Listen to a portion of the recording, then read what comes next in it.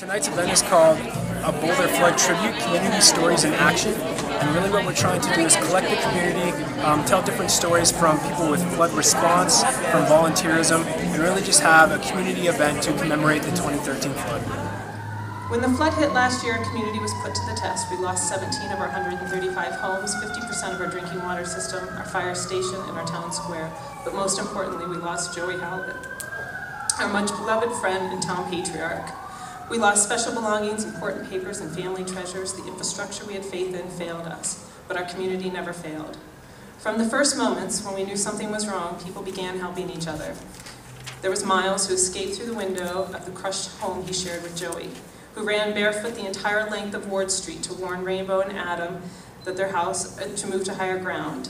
Neighbors helped neighbors as we watched our town being ravaged by the floodwaters.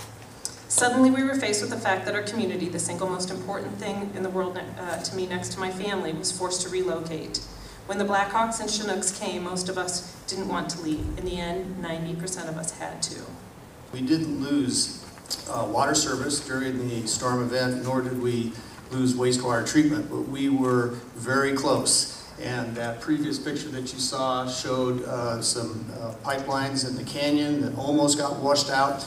You know, infrastructure is all about redundancy, and fortunately we have designed redundancy and reliability into our systems, and that really proved to be highly effective during, and we were very thankful that we had made those investments in our infrastructure, especially our water system infrastructure.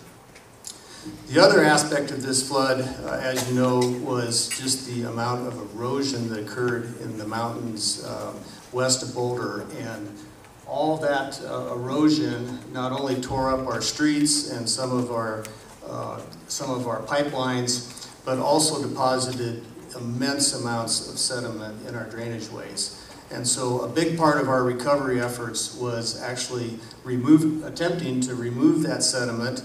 And here's some examples. It wasn't just all mud and sand, although that was a lot of it, but large rocks and debris, trees that piled up next to bridges and that sort of thing.